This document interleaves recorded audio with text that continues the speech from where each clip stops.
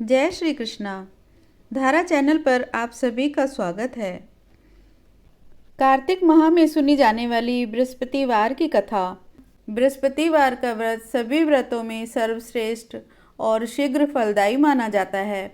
मन, कर्म और वचन से शुद्ध होकर व्रत करने वाला प्राणी संसार के सभी सुखों को भोगकर अंत में वैकुंठ को जाता है।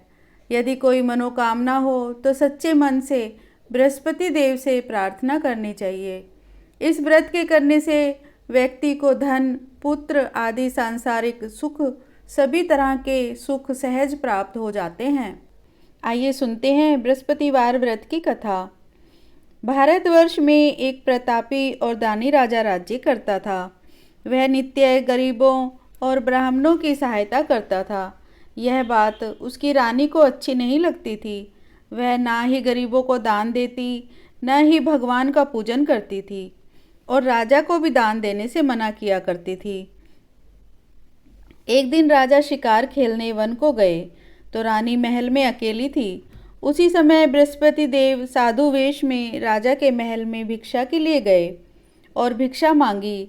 रानी ने भिक्षा देने से इनकार किया और कहा, हे साधु महाराज, मैं तो दान पुण्य से तंग आ गई हूँ।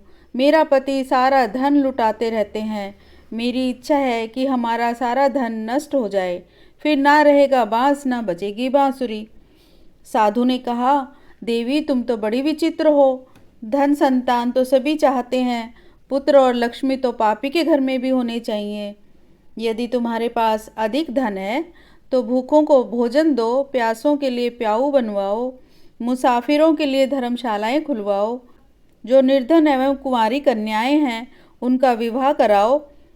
ऐसे और कई काम हैं जिनके करने से तुम्हारा यश लोक परलोक में फैलेगा। परंतु रानी पर उपदेश का कोई प्रभाव नहीं पड़ा। वह बोली, महाराज आप मुझे कुछ ना समझाइए।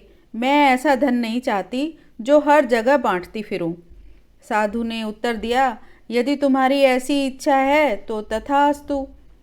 तुम ऐसा करना कि बृहस्पतिवार को घर लीपकर पीली मिट्टी से अपना सिर धोकर स्नान करना, भट्टी चढ़ाकर कपड़े धोना। ऐसे करने से आपका सारा धन नष्ट हो जाएगा। इतना कहकर वह साधु महाराज वहाँ से अंतर्ध्यान हो गए। साधु के अनुसार कई बातों को पूरा करते हुए रानी को केवल 3 बृहस्पतिवार ही बीते थे कि उसकी समस्त धन संपत्ति नष्ट हो गई। भोजन के लिए राजा का परिवार तरसने लगा।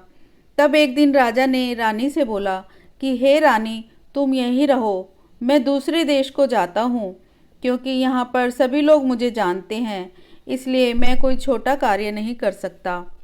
ऐसा कहकर राजा परदेश चला गया। वहाँ वह जंगल से लकड़ी काट कर लाता और शहर में बेचता। इस तरह वह अपना जीवन व्यतीत करने लगा। इधर राजा के परदेश जाते ही रानी और दासी दुखी रहने लगी। एक बार जब रानी और दासी को 7 दिन तक बिना भोजन के रहना पड़ा तो रानी ने अपनी दासी से कहा, हे दासी, पास ही के नगर में मेरी बहन रहती है, वह बड़ी धनवान है। तू उसके पास जा और उससे कुछ ले आ, ताकि थोड़ी बहुत गुजर बसर हो जाए। दासी रानी की बहन के पास गई। उस दिन गुरुवार था और रानी की बहन उस समय बृहस्पतिवार व्रत की कथा सुन रही थी। दासी ने रानी की बहन को अपनी रानी का संदेश दिया, लेकिन रानी की बड़ी बहन ने कोई उत्तर नहीं दिया। जब दासी को रानी की बहन से कोई उत्तर नहीं मिला तो वह बहुत दुखी हुई और उसे क्रोध भी आया। दासी ने वापस आकर रानी को सारी बातें बता दी। सुनकर रानी ने अपने भाग्य को कोसा। उधर रानी की बहन ने सोचा कि मेरी बहन की दासी आई थी, परंतु उससे मैंने कोई बात नहीं की, इससे वह बहुत दुखी हुई होगी। कथा सुनकर और पूजन समाप्त करके वह अपने बहन के घर आई। कथा सुनकर और पूजन समाप्त करके वह अपनी बहन के घर गई और कहने लगी, हे बहन, मैं बृहस्पतिवार का व्रत कर रही थी। तुम्हारी दासी मेरे घर आई थी, परंतु जब तक कथा होती है तब तक ना तो उठते हैं और ना ही बोलते हैं, इसलिए मैं नहीं बोली। कहो दासी, क्यों गई थी? रानी बोली, बहन, तुमसे क्या छिपाऊं, हमारे घर में खाने तक का अनाज नहीं था। ऐसा कहते कहते रानी की आंखें भर आई। उसने दासी समेत पिछले 7 दिनों से भूखे रहने तक की बात अपनी बहन को विस्तार पूर्वक सुना दी। रानी की बहन बोली, देखो बहन, भगवान बृहस्पति देव सबकी मनोकामना को पूर्ण करते हैं। देखो, शायद तुम्हारे घर में अनाज रखा हो। पहले तो रानी को विश्वास नहीं हुआ, पर बहन के आग्रह करने पर उसने अपने दासी को अंदर भेजा तो उसे सचमुच अनाज से भरा एक घड़ा मिल गया। यह देखकर दासी को बड़ी हैरानी हुई। दासी रानी से कहने लगी, हे रानी, जब हमको भोजन नहीं मिलता तो हम व्रत ही तो करते हैं, इसलिए क्यों ना इनसे व्रत और कथा की विधि पूछ ली जाए ताकि हम भी व्रत कर सके। तब रानी ने अपनी बहन से बृहस्पतिवार के व्रत के बारे में पूछा। उसकी बहन ने बताया, बृहस्पतिवार के व्रत में चने की दाल और मुनक्का से विष्णु भगवान का केले की जड़ में पूजन करें तथा दीपक जलाएं, व्रत की कथा सुने और पीला भोजन ही खाएं। इससे बृहस्पति देव प्रसन्न होते हैं। व्रत और पूजन की विधि बताकर रानी की बहन अपने घर को लौट गई। 7 दिन के बाद जब गुरुवार आया तो रानी और दासी ने व्रत रखा। घुड़साल में जाकर चना और गुड़ लेकर आई, फिर उससे केले की जड़ तथा विष्णु भगवान का पूजन किया। अब पीला भोजन कहाँ से आए, इस बात को लेकर दोनों बहुत दुखी थी। क्योंकि उन्होंने व्रत रखा था, इसीलिए बृहस्पति देव उनसे प्रसन्न थे। इसलिए वे एक साधारण व्यक्ति का रूप धारण कर 2 थालों में सुंदर पीला भोजन दासी को दे गए। भोजन पाकर दासी प्रसन्न हुई, फिर रानी के साथ मिलकर भोजन ग्रहण किया।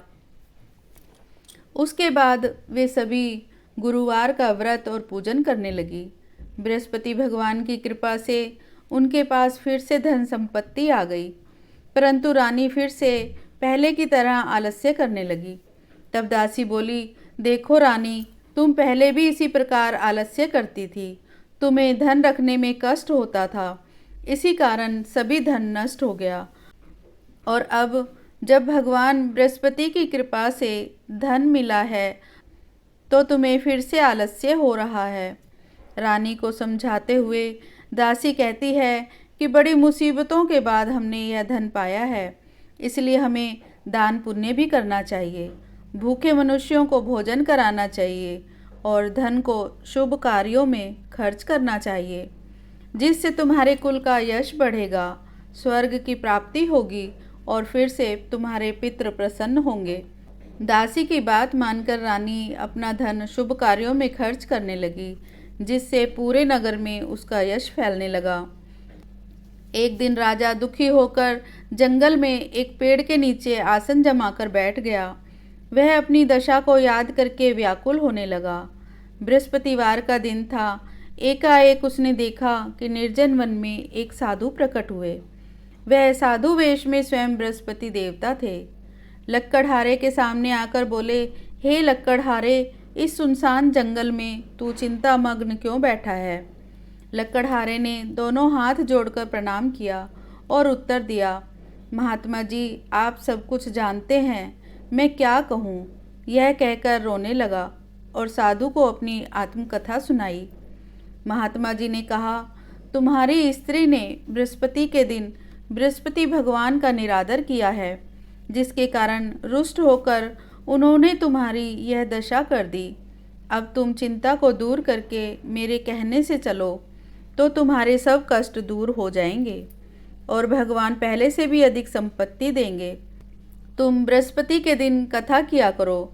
2 पैसे के चने मुनक्का लाकर उसका प्रसाद बनाओ और शुद्ध जल से लोटे में शक्कर मिलाकर अमृत तैयार करो। कथा के पश्चात अपने सारे परिवार और सुनने वाले प्रेमियों में अमृत व प्रसाद बांटकर आप भी ग्रहण करो। ऐसा करने से भगवान तुम्हारी सब मनोकामनाएं पूरी करेंगे। साधु के ऐसे वचन सुनकर लक्कड़हारा बोला, हे प्रभु, मुझे लकड़ी बेचकर इतना पैसा नहीं मिलता जिससे भोजन के उपरांत कुछ बचा सकूं। मैंने रात्रि में अपनी स्त्री को व्याकुल देखा है। मेरे पास कुछ भी नहीं जिससे मैं उसकी खबर मंगा सकूं। साधु ने कहा, हे लक्कड़हारे, तुम किसी बात की चिंता मत करो। बृहस्पति के दिन तुम रोजाना की तरह लकड़ियां लेकर शहर को जाओ। तुमको रोज से 2 गुना धन प्राप्त होगा, जिससे तुम भली भांति भोजन कर लोगे तथा बृहस्पति देव की पूजा का सामान भी आ जाएगा। इतना कहकर साधु अंतर्ध्यान हो गए। धीरे धीरे समय व्यतीत होने पर फिर वही बृहस्पतिवार का दिन आया। लक्कड़हारा जंगल से लकड़ी काटकर किसी शहर में बेचने गया। उसे उस दिन और दिन से अधिक पैसा मिला। राजा ने चना गुड़ आदि लाकर गुरुवार का व्रत किया। उस दिन से उसके सभी कलेश दूर हुए। परंतु जब दोबारा गुरुवार का दिन आया तो बृहस्पतिवार का व्रत करना भूल गया। इस कारण बृहस्पति भगवान नाराज हो गए। उस दिन उस नगर के राजा ने विशाल यज्ञ का आयोजन किया। तभी शहर में यह घोषणा करा दी गई कि कोई भी मनुष्य अपने घर में भोजन ना बनावे, ना आग जलावे। समस्त जनता मेरे यहाँ भोजन करने आए। इस आज्ञा को जो नहीं मानेगा उसे फांसी की सजा दी जाएगी। इस तरह की घोषणा संपूर्ण नगर में करवा दी गई। राजा की आज्ञा के अनुसार शहर के सभी लोग भोजन करने गए, लेकिन लक्कड़हारा कुछ देर से पहुंचा। इसलिए राजा उसको अपने साथ घर लिवा ले गए और ले जाकर भोजन करा रहे थे तो रानी की दृष्टि उस खूंटी पर पड़ी जिस पर उसका हार लटका हुआ था। वह वहाँ पर दिखाई नहीं दिया। रानी ने निश्चय किया कि मेरा हार इस मनुष्य ने चुरा लिया है। उसी समय सिपाहियों को बुलाकर उसको कारागार में डलवा दिया। जब लक्कड़हारा कारागार में पड़ गया और बहुत दुखी होकर विचार करने लगा कि ना जाने कौन से पूर्व जन्म के कर्म से मुझे यह दुख प्राप्त हुआ है, तो उसी साधु को याद करने लगा जो कि जंगल में मिला था। उसी समय तत्काल बृहस्पति देव साधु के रूप में प्रकट हुए और उसकी दशा को देखकर कहने लगे, अरे मूर्ख, तूने बृहस्पति देव की कथा नहीं करी, इस कारण तुझे दुख प्राप्त हुआ। अब चिंता मत कर।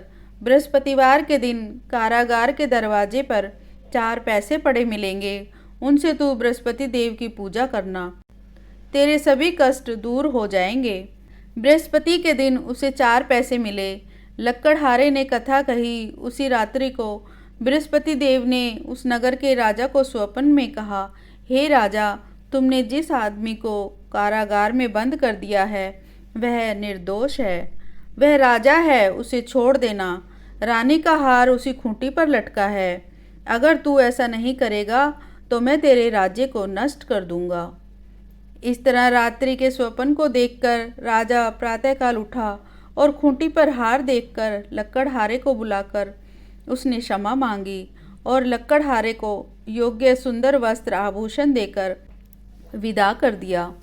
बृहस्पति देव की आज्ञा के अनुसार लक्कड़हारा अपने नगर को चल दिया। राजा जब अपने नगर के निकट पहुंचा तो उसे बड़ा आश्चर्य हुआ। नगर में पहले से अधिक बाग, तालाब, कुएं और बहुत सी धर्मशाला, मंदिर आदि बन गई हैं। राजा ने पूछा, यह किसका बाग और धर्मशाला है? तब नगर के सब लोग कहने लगे, यह सब रानी और बांदी के हैं। तो राजा को आश्चर्य हुआ और गुस्सा भी आया। जब रानी ने यह खबर सुनी कि राजा आ रहे हैं तो उन्होंने बांदी से कहा कि हे दासी, देख, राजा हमको कितनी बुरी हालत में छोड़ गए थे। हमारी ऐसी हालत देखकर वह लौट न जाएं, इसलिए तू दरवाजे पर खड़ी हो जा। आज्ञा के अनुसार दासी दरवाजे पर खड़ी हो गई। राजा आए, उन्हें अपने साथ लिवा लाई। तब राजा ने क्रोध करके अपनी रानी से पूछा कि यह धन तुम्हें कैसे प्राप्त हुआ? तब उन्होंने कहा, हमें यह सब धन बृहस्पति देव के इस व्रत के प्रभाव से प्राप्त हुआ है। राजा ने निश्चय किया कि 7 रोज बाद भी सभी बृहस्पति देव का पूजन करते हैं, परंतु मैं प्रतिदिन दिन में 3 बार कहानी तथा रोज व्रत किया करूँगा। अब हर समय राजा के दुपट्टे में चने की दाल बंधी रहती तथा दिन में 3 बार कहानी कहा करता। एक रोज राजा ने विचार किया कि चलो अपनी बहन के यहाँ हो आए। इस तरह निश्चय कर राजा घोड़े पर सवार हो अपनी बहन के यहाँ को जाने लगा। मार्ग में उसने देखा कि कुछ आदमी एक मुर्दे को लिए जा रहे हैं।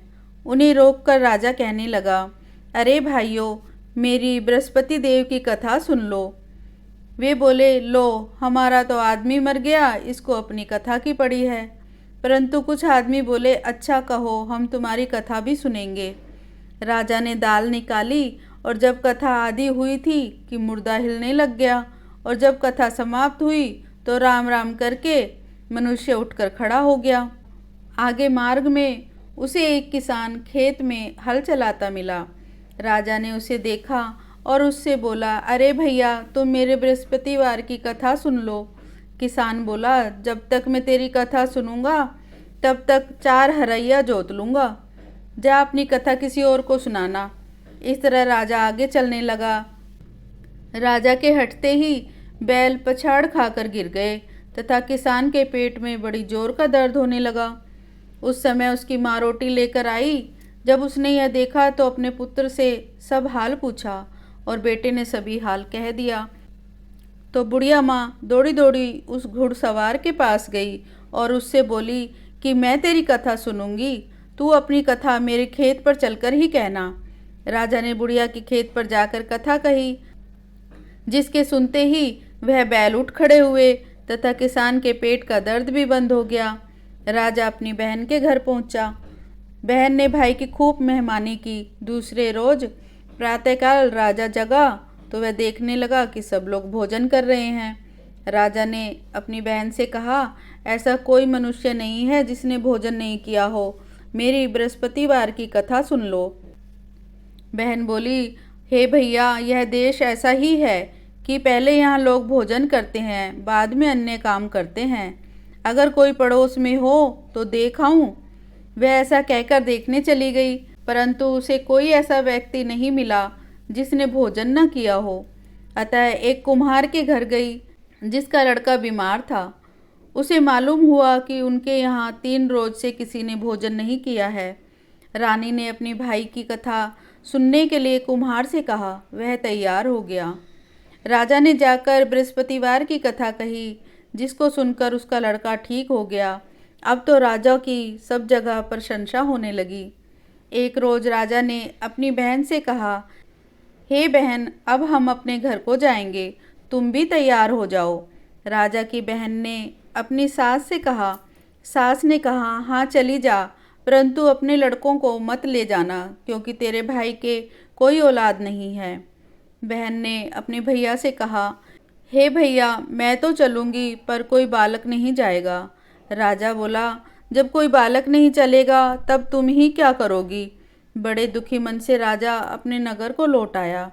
राजा ने अपनी रानी से कहा, हम निर्वंशी हैं, हमारा मुंह देखने का धर्म नहीं है, और उदास होकर कुछ भोजन आदि भी नहीं किया। रानी बोली, हे प्रभो, बृहस्पति देव ने हमें सब कुछ दिया है, वह हमें अवश्य ही औलाद भी देंगे। उसी रात को बृहस्पति देव ने राजा से स्वप्न में कहा, हे राजा, उठ, सभी सोच त्याग दे, तेरी रानी गर्भ से है। राजा को यह बात सुनकर बड़ी खुशी हुई। 9वें महीने में रानी के गर्भ से एक सुंदर पुत्र पैदा हुआ। जब राजा की बहन ने यह शुभ समाचार सुना तो वह अत्यंत प्रसन्न हुई और अपने बच्चों समेत भाई के घर बधाई देने आई। इस प्रकार राजा के घर सभी खुशियां लौट आई। राजा जीवन भर बृहस्पति देव का व्रत करता रहा। उसके राज्य की प्रजा हर प्रकार से संतुष्ट थी। राज्य में कभी भी अकाल, महामारी आदि विपत्तियों का प्रकोप नहीं आया। मृत्यु के पश्चात राजा और रानी दोनों ने स्वर्ग में स्थान प्राप्त किया। बृहस्पति देव सभी भक्तों की मनोकामनाएं पूर्ण करते हैं। ऐसा विश्वास रखकर व्रत करने वाले कभी निराश नहीं होते। प्रेम एवं भक्ति से जो भी मनुष्य बृहस्पतिवार का व्रत करता है, उसकी सभी कामनाएं पूरी होती हैं। बृहस्पति देव की कथा सुनने, कहने तथा दूसरों को सुनाने का पुण्य बहुत बड़ा है। कथा सुनकर प्रसाद बांटना चाहिए तथा स्वयं भी प्रसाद ग्रहण करना चाहिए। इस प्रकार भगवान बृहस्पति देव प्रसन्न होकर अपने भक्तों के सभी दुख दूर कर देते हैं। ओम ब्रह्म बृहस्पते नमः। बृहस्पतिवार व्रत की विधि इस प्रकार है। बृहस्पतिवार के व्रत में केले के पेड़ की पूजा की जाती है। बृहस्पतिवार के दिन केवल एक समय ही भोजन करना उचित है। पीला भोजन बृहस्पति देव को अत्यंत प्रिय है। चने की दाल, केले का फल तथा अन्य पीला फल इस व्रत में अत्यंत उत्तम भोजन माना जाता है। नमक ना खाएं तथा पीला वस्त्र धारण करें। पीले चंदन से पूजन करें एवं व्रत के दिन मन में बृहस्पति महाराज का ध्यान करें। आइए बृहस्पति देव की आरती करते हैं। जय बृहस्पति देवा, ओम जय बृहस्पति देवा। छिन्न छिन्न भोग लगाऊं, कदली फल मेवा। ओम जय बृहस्पति देवा। तुम पूर्ण परमात्मा, तुम अंतर्यामी। जगत पिता जगदीश्वर, तुम सबके स्वामी। ओम जय बृहस्पति देवा। चरणामृत निज निर्मल, सब पातक हरता। सकल मनोरथ दायक, कृपा करो भरता। ओम जय बृहस्पति देवा।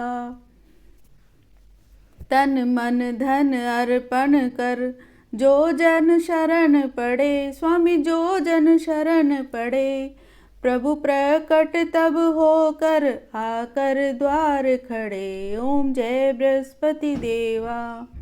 दीन दयाल दयानिधि, भक्तन हितकारी। दीन दयाल दयानिधि, भक्तन हितकारी।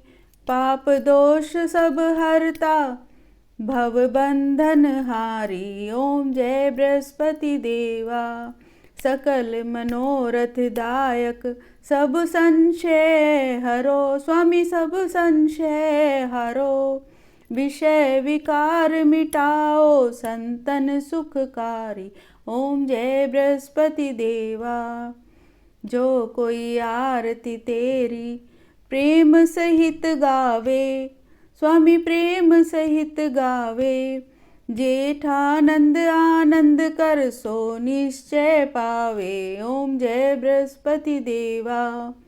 सब बोलो विष्णु भगवान की जय। बोलो बृहस्पति देव भगवान की जय।